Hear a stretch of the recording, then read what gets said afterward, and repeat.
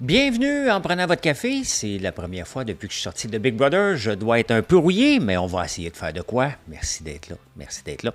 Je vais vous parler de l'essence qui augmente en campagne électorale et l'utilité du bloc. On va parler de ça. L'utilisation de l'intelligence artificielle pour les photos et les designers frustrés. Je vais vous jaser de ça. Quoi d'autre? Des projets mis sur la glace, une maudite bonne affaire. Je m'étais pas ennuyé de Mme Fournier qui fait ses chroniques à 7h15 avec l'agacé. Je vais vous parler. Mon côté bitch, il n'est pas là. Non.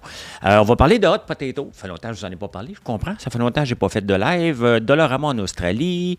L'or qui a monté, le premier quart qui est terminé. Bref, on passe ça tout de suite. Je vous dis, je suis rouillé un petit peu.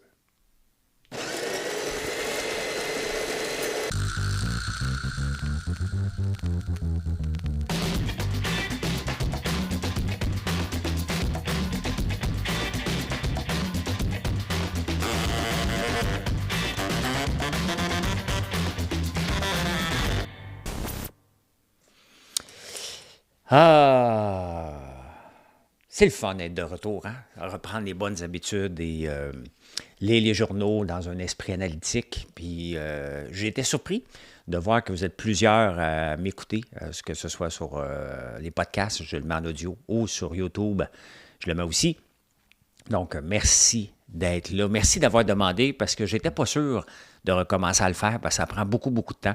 Donc là, je vais voir de quelle formule je vais le faire, soit du lundi au jeudi ou du mardi au samedi, peut-être plus du mardi au samedi. Donc, plus 4 jours. Et à l'occasion, quand je vais voyager, comme la semaine prochaine, je suis au Bénin, et donc ça va être plus difficile. Mais je vais recommencer la formule un peu plus simple. Il va y avoir de l'actualité, une section plus réservée au Québec, et les finances, puis seulement un insolite. Donc, j'essaie de condenser ça à peu près en 20 minutes pour vous simplifier la tâche de m'écouter et de ne pas trop en beurrer parce qu'il y a des sujets à l'infini. On commence avec l'essence. Ben oui, depuis hier, hein, la fameuse taxe carbone. Et vous voyez quand on veut être un État distinct, comment ça devient fatigant d'être un État distinct. Parce qu'on a la taxe, notre propre taxe de carbone ici, qui est à peu près 9 cents, 7 à 9 cents le litre, là, je ne m'en souviens pas. Et là, depuis hier au Canada, ben, c'est 21 cents de litre de moins qui est enlevé. Et c'est Carney qui tire l'impact de Poilievre par rapport à ça, parce qu'il voulait l'enlever. Puis d'ailleurs, ça n'aurait jamais dû avoir sa place, mais le Québec a décidé de faire comme la Californie. Et cet argent-là est remis, entre autres, pour aider à l'achat de véhicules électriques. Et ça, cette taxe-là de véhicules électriques, je vous en ai parlé souvent, là. C'est pour donner aux concessionnaires, pas à vous autres. Ils montent les prix, puis c'est ridicule, complètement. Puis à la fin, ben, c'est encore comme une gestion de l'offre. C'est encore nous autres qui payent le pauvre peuple. Hey, t'es pas un pauvre peuple, toi. Mon père disait ça. Donc, il doit dire ce que mon père disait. Puis c'est ça. Hein? Faut que j'arrête de me gratter le nez pendant que je vous parle. Je sais que si vous êtes en audio, vous ne l'avez pas vu. On me l'a dit aussi. Bref, écoutez, j'ai fait un calcul quand même. On dépense en moyenne à peu près 3 000 par essence. Donc, par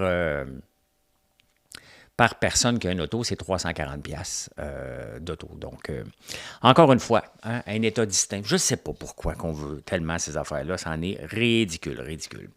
Parlant de campagne électorale, ben, écoutez, je ne suis pas encore tout dérouillé de savoir, OK, qui de Mark Carney, Poilievre.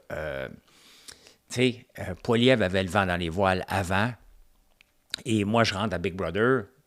Première question qu'on me pose en sortant, Michel Bérard, des débatteurs, vient me voir. Il me dit que les libéraux sont en avance. Je dis, écoute, qu'est-ce qui s'est passé? Hein? Ben, c'est sûr que l'arrivée de Trump a impacté. On le voit que lorsqu'on est trop de droite. Le problème, c'est que Trump, c'est un fou. OK? Je regarde encore, il faudrait que je m'informe qu'est-ce qui se passe en Argentine avec Javier Milei. Mais il y a un mouvement de droite mondiale qui sont souvent des capotés. Et ça fait peur au monde. T'sais. Donc, je comprends que là, on dit, hey, Poilievre, es-tu là-dedans? J'aurais aimé du changement. T'sais, on veut du changement. Est-ce que Mark Carney va incarner le changement? Ben, espérons, parce que là, c'est pas mal lui qui est en voie de remporter les élections. Au moment où je vous parle, bien évidemment, ça peut tout le temps changer, mais au moment, ben, c'est lui qui n'a pas le vent dans les voiles, là, mais qui a remonté. On peut voir que Trudeau avait vraiment démoli au point de vue et au point de vue financier. Et là, on va reparler de la fameuse classe moyenne. Hein? C'est qui cette classe moyenne-là? C'est à peu près tout le monde, finalement. Et on en a donné beaucoup trop. Et tu sais, moi, ça m'énerve, les gouvernements qui même donnent pour avoir des élections. Puis après ça, ils sont obligés de couper. Tu sais, une entreprise qui a du succès, là, ne fait pas des cadeaux à tout le monde tout le temps, là. Tu sais, à un moment donné, il faut que ça aille en montant, puis on gère notre budget, puis on avance comme ça. Des cadeaux électoraux, ça finit toujours par nous péter d'en face. Donc, c'en est ridicule. Totalement. Totalement. Donc, et ça m'amène encore à parler de l'utilité du Bloc québécois. Qu'est-ce que le Bloc québécois va nous aider encore à part que chialer? Qu'est-ce qu'il a apporté dans la dernière? Le NPD a apporté encore plus. Tu sais, à un moment donné, il va falloir accepter que le Bloc québécois ne nous sert à rien. Ça ne nous sert pas. Ce qu'on veut, c'est être à la table de négociation, donc à la table de négociation. Donc, que ce soit Parti conservateur ou Parti libéral, on veut des ministres à la table. Pas des ministres parce que ça en prend un, puis c'est le moins compétent de la gang qu'on est obligé de mettre parce qu'il est libéral, parce qu'il est une femme dans telle section, ça prend des gens de la région. Ça en est ridicule comment qu'on fait, qu'on nomme les ministres, mais il reste que pour avoir des gens de qualité à la table, bien, autres comme Mélanie Joly, ça prend d'autres personnes à un moment donné. Mais on va toujours être exclu parce qu'on vote le Bloc québécois. C'est mon opinion. Je redonne mon opinion. Il faut que ça se fasse dans le respect, bien évidemment. C'est pas parce que j'aime pas le Bloc que je vous aime pas ceux qui votent pour le Bloc, là. T'sais, qui vont bon, j'achèterai plus tes produits. C'est le danger en donnant notre opinion, tu sais. Mais quand même, je veux juste dire que l'utilité du Bloc, là, on peut en débattre. Moi, quand j'étais jeune, là, les gens venaient chez nous faire des débats. Hein. C'est pour ça que j'aime faire les débatteurs, c'est pour ça que j'aime faire des débats. J'ai été élevé là-dedans. Mais mon père parlait avec des gens, même s'il n'était pas d'accord. Il essayait de les convaincre. C'est ça qui est le but. Mais on peut parler tout en se respectant. Là. J'aime les gens. Tu sais, quand je rencontre quelqu'un, là, je dis pas, tu votes-tu pour Québec solidaire? Bon, on va se le dire tout de suite. Là. J'ai très peu d'amis Québec solidaire, ils ne m'aiment pas. Ils n'aiment pas les entrepreneurs. Qu'est-ce que vous voulez que je vous dise? Je suis entrepreneur. Donc, je dois avoir quelques amis Québec solidaire. Il faudrait que je fouille un peu. Là.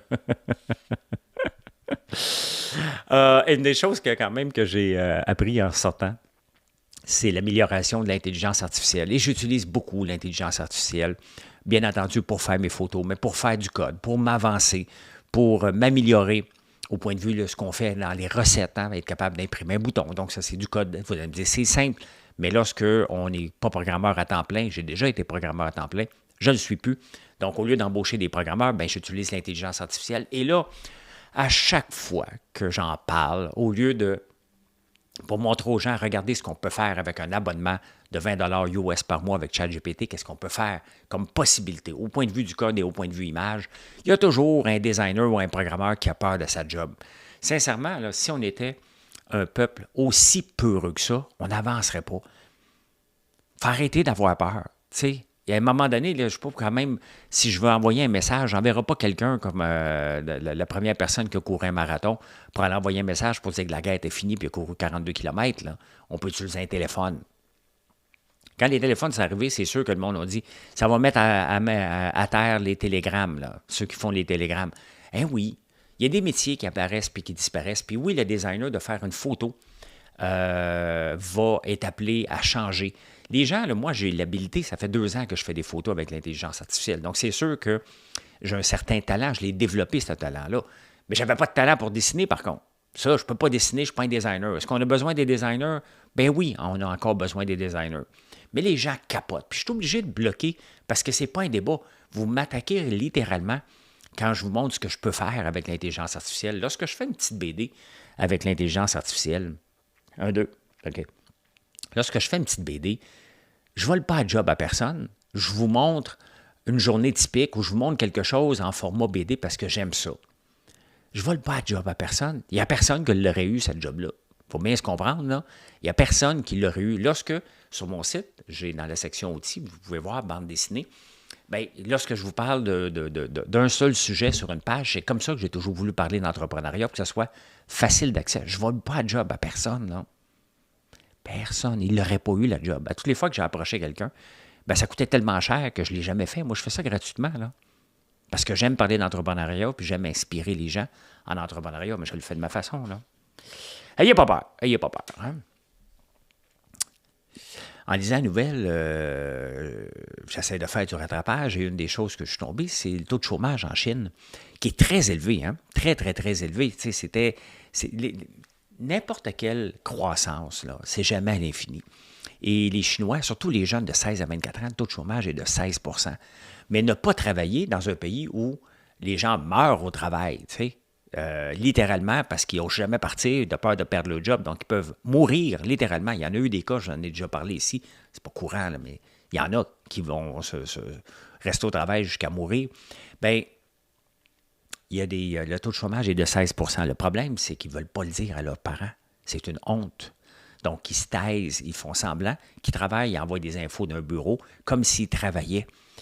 Bon, ça doit exister ici aussi, là, mais quand même dans un peuple aussi fier que ça. Et c'est ça qu'il faut retenir. T'sais, au lieu toujours de les attaquer, les Chinois, là, hein, parce qu'on on en a besoin. On veut de l'achat local, 100 %.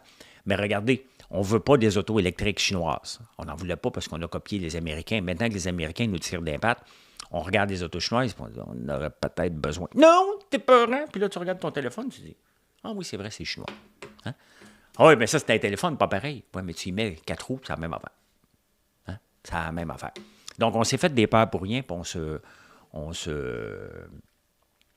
limite en n'utilisant pas les autos chinoises. Donc, ça va venir. C'est une question de temps. Maintenant, on va revenir sur la Terre. On va revenir sur la Terre. Bon, c'est ça. Je cherche des mots quand même. Hein? Je cherche des mots. Bon, on s'en va au Québec. On va essayer de trouver mes pitons.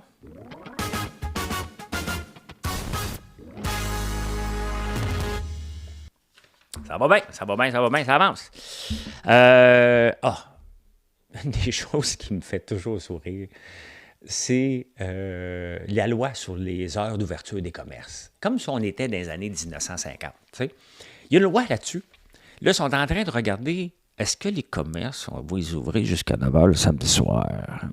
Fait que là, il va y avoir une bande de croutonnes là, qui vont s'installer à l'Assemblée nationale, là, puis ils vont dire « Ouais, mais moi, le samedi soir, j'aime bien ça prendre une petite bière avec ma famille, puis là, les enfants seront pas là. Fait que, qu'est-ce que je vais faire avec ça? Ouais, non, mais là, tu sais, moi, des coups, j'ai...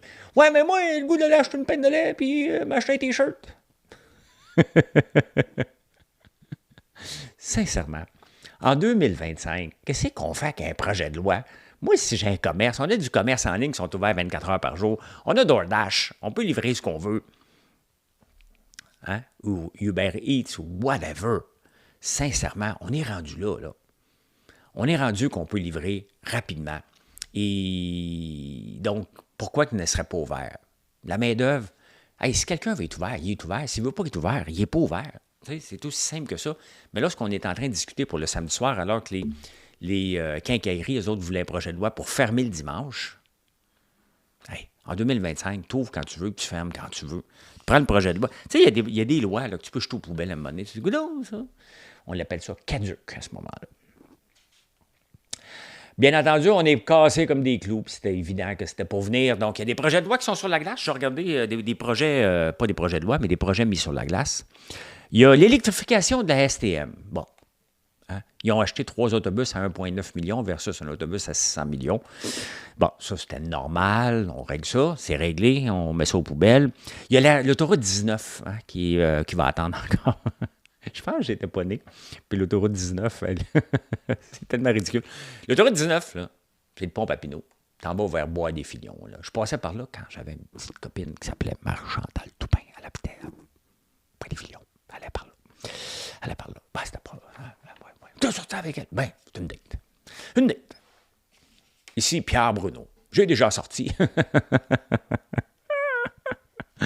Bien entendu, lundi, il y a 2 jours, j'étais dans mon auto et j'avais un tournage pour Big Brother et j'ai écouté à 7h15 Madame Marie-Ève Fournier de la presse avec Patrick Lagacé. Puis là, je me suis dit, ben pendant 3 mois, elle a dû s'améliorer, tu sais. Et non. C'est pauvre. Elle a décidé de faire une comparaison du prix du sirop d'érable. Elle a dit, pourquoi il est si cher que ça, le sirop d'érable au Québec? Hein? Là, elle a comparé avec la vanille de l'île de Madagascar. Elle ne savait même pas qu'il y avait du mélilo, qu'il y avait une vanille québécoise. Après ça, elle a comparé avec du caviar. C'est comparaison.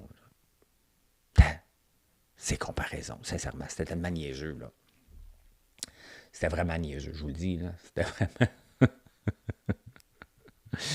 le sirop d'érable est cher ici parce qu'il y a une gestion de l'offre. Point final. Mais d'un autre côté, il n'y a pas juste la gestion de l'offre, c'est que ça coûte cher faire du sirop d'érable. Ça coûte cher. Donc, c'est pour ça. Hein? Ce n'est pas une rareté. La rareté est créée par la gestion de l'offre en limitant. Mais même s'il n'y avait pas de gestion de l'offre, ça coûte cher. Les producteurs ont besoin de vivre, bien évidemment, mais ça coûte cher produire du sirop d'érable. Beaucoup, beaucoup, beaucoup d'argent. Donc, sa comparaison, encore une fois, elle fait une comparaison sans savoir que c'est de la gestion de l'offre qu'il y a dedans. Qu'est-ce que tu veux qu'on fasse?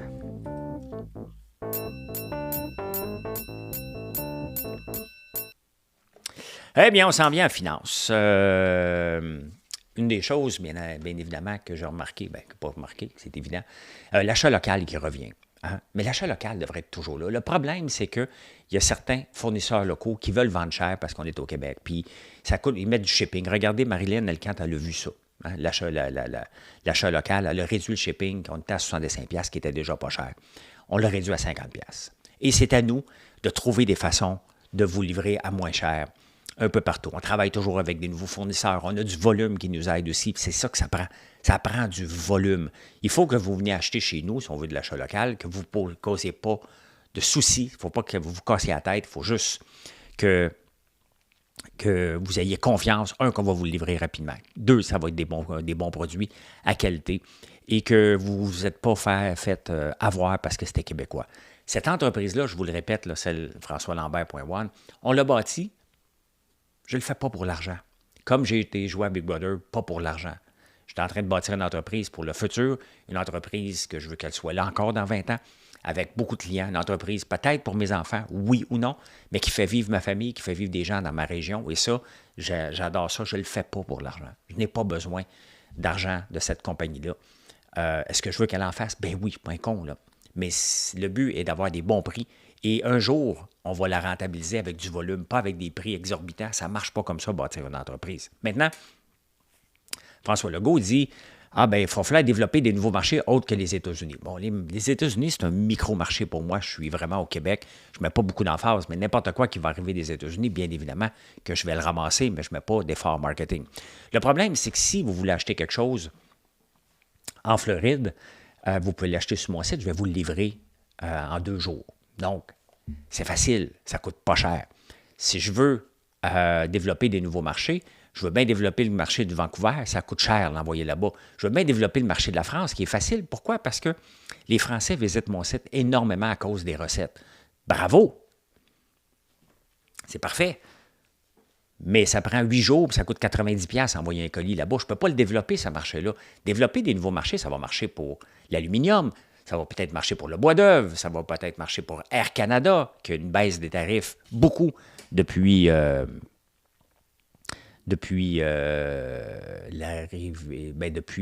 Trump fait des siennes. On va aller voir ça ici. Bon, parfait. Donc, regardez Air Canada. Ça, c'était au mois de janvier. Et dès que Trump est arrivé, ça a parti de 50 à 12. Voyons, tout une débarque Air Canada. De 50$ à 12$, 14$. Non, c'est en 2020, ça. Excuse-moi. c'est OK, calme-toi. Calme-toi. Bon, OK. Mais ça, c'est l'arrivée de Trump. De 25$ à 13$, ça a tombé de moitié. Donc, eux autres, je veux bien croire qu'ils se développent des nouveaux marchés. Mais moi, comment voulez-vous que j'en développe des nouveaux marchés? Je peux pas. Ça ne marche pas comme ça pour la plupart des PME du Québec. Donc, pour ça qu'il faut développer au maximum le marché québécois. Et oui, moi, je suis dans le commerce de détail, là, je suis dans le B2B, mais il faut que j'envoie à coup de container de la barbe à papa ou du popcorn à l'étranger. Un jour, peut-être, on n'est pas rendu là. Mais ce n'est pas si évident que ça pour la plupart des PME qui exportent un peu aux États-Unis. Il faut qu'ils se réorganisent un peu et arrêter de dépendre. Et c'est pour ça que, quand je me suis lancé, on m'a dit « sirop d'érable est contingenté au Québec ». Mais regardez ce qu'on a fait depuis ce temps-là. La barbe à papa n'était pas contingentée, ça n'existait pas beaucoup, la barbe à papa à l'érable. C'est la même chose avec les guimauves à l'érable. Donc, il y a un paquet de sous-produits qu'on a développés. Et d'ailleurs, c'est pour ça que je m'en vais au Bénin la semaine prochaine pour parler de qu'est-ce qu'on a fait, comment on est arrivé dans un marché contingenté et qu'on a réussi à se positionner pour avoir une entreprise florissante. Bon, on est en train de le faire avec le miel, puis là, il m'invite, entre autres, à parler d'agriculture, mais aussi de miel. Donc, la semaine prochaine, je suis au Bénin pour parler de ça. Comment on a réussi à développer notre entreprise. Ici, au Québec, on ne m'invite pas. Les forums d'agriculture où tous les gens impliqués dans l'agriculture ne veulent rien savoir de moi. Mais je suis assez intéressant pour le reste du monde. Ça me fait rire. Qu'est-ce que vous voulez que je vous dise, tu sais? Une autre chose que je regarde, bien évidemment, mais ça, c'était écrit dans le ciel que c'était pour arriver. Là. Désolé aux personnes qui trippent trop sur Tesla. Quand tu es un voyou qui gère une entreprise, puis Tesla était basé sur un marketing, sur le wow, la nouveauté, l'espèce de gourou. Hein? Mais quand le gourou dérape, là, ben, l'action dérape aussi. Si je suis actionnaire, regardez, je suis rentré dans Big Brother, l'action en valait. Bon, je rentrais ici. L'action valait 432 $. Ça en vaut 262. Et c'était exposé à la 6 000 selon, avec les robots taxis, le Cybertruck. Là, il y a du vandalisme. Il ne faut jamais encourager le vandalisme, bien évidemment. Là, mais les gens en ont plein leur derrière des foleries d'Elon Musk. Mais en même temps, il y a Starlink. Il y a tellement d'affaires. Tu sais, il faut se calmer. Si j'avais eu un comportement de voyou à Big Brother, que j'avais backstabé tout le monde, que j'aurais trahi tout le monde, vous n'auriez aimé le jeu, mais mon entreprise serait sérieusement dans le trouble. Il y a des choses qu'on peut faire comme entrepreneur, puis il y a des choses que, ben, s'ils ne sont pas dans notre ADN, c'est pas dans mon ADN de mentir dans des jeux où on se partage notre vie pendant 70 jours. Si je vais au traite un jour, j'ai pas de problème, c'est ça le jeu.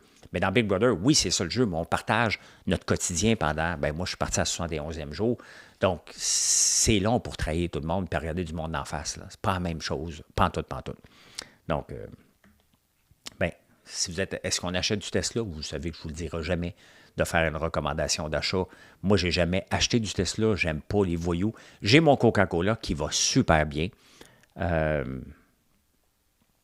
Qui va vraiment bien. Regardez, depuis 3 mois, ben, il a pogné 15 %. Coca-Cola qui est devenu un titre défensif. Donc, quand le reste va pas bien, lui va bien.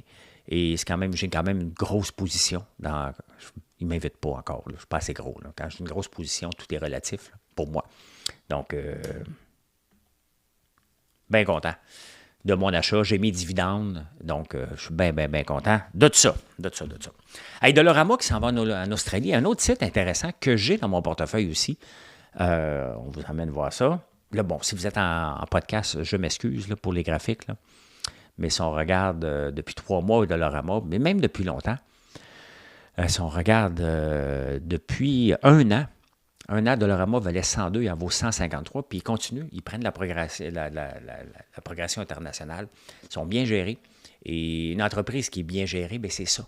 Tu sais, c'est pour ça des fois aussi qu'il faut faire affaire avec des conseillers. Moi, peut-être Dollarama, je ne l'aurais jamais acheté, peut-être. Là. Mais c'est là que des groupes d'investisseurs, comme je fais partie avec la Banque Royale, c'est pas un groupe, là, ils gèrent mon argent, mais ces gens-là gèrent de façon professionnelle en regardant c'est qui l'équipe. Vous autres, là, vous n'allez pas investir en regardant c'est qui l'équipe, vous allez regarder si c'est cher ou pas cher. Si on investit sur le long terme, c'est pas le cher et pas cher qui est important, c'est de penser un peu comme Buffett et de penser qui est l'équipe derrière, est-ce que ces gens-là vont m'emmener plus loin. C'est plus ça qu'il faut regarder. Qu'est-ce qui s'est passé avec l'or? 3100 $. Avant Noël, j'ai fait du ménage de mes titres qui traînaient. Et j'avais acheté il y a plusieurs années Barrick Gold à 27 $. J'étais tanné. Je l'ai vendu à 20 $ le 22 décembre. Il en vaut 27 aujourd'hui. Je ne pouvais pas prédire que l'or était pour monter autant, mais c'est pas grave. Là, j'ai ramassé mes pertes. Puis à un moment donné, il faut se débarrasser. Ça faisait quand même 3 ans que j'avais ce titre-là, qui ne faisait pas une scène, qui ne m'en rapportait pas. Et pendant ce temps-là, j'attendais. Même si je l'avais gardé, ben, je ne pouvais pas prédire. Donc, il n'y a rien de mal à vendre à un moment donné puis regarder, mais ça me fait sourire parce que ça faisait longtemps que j'attendais au moins de récupérer mon argent. Je ne l'ai pas récupéré, je l'ai vendu. Merci, bonsoir. Hein? Ben, le premier quart est terminé. Et le Nasdaq a eu moins 10 %. Le Dow Jones, moins 1,3 %. Le S&P 500, moins 4 %. C'est normal. Est-ce qu'on va avoir une année négative? Probablement. Mais si on regarde, il faut regarder sur un horizon de 10-15 ans encore. Et si on regarde sur un horizon de 10 ans, je ne l'ai pas regardé dernièrement, mais le S&P 500 est encore en avance. Ça ne veut pas dire qu'il ne va pas avoir de la misère, mais j'ai pris le temps quand même de refaire le calcul de la stratégie Hot Potato que je vous parle régulièrement. Hot Potato qui consiste, pour ceux qui sont nouveaux un petit peu, là, qui consiste à regarder 4 fonds. Moi, j'ai choisi les fonds de BMO pour regarder. Donc, le S&P 500, Composite Index. Donc, le S&P 500 aux États-Unis, les marchés internationaux et les obligations. Et on regarde à chaque mois, à chaque période, puis on regarde lequel que le momentum. Donc, c'est du momentum investing. Donc, on investit dans le momentum. Et si on regarde en ce moment, le S&P 500, vous n'auriez rien fait.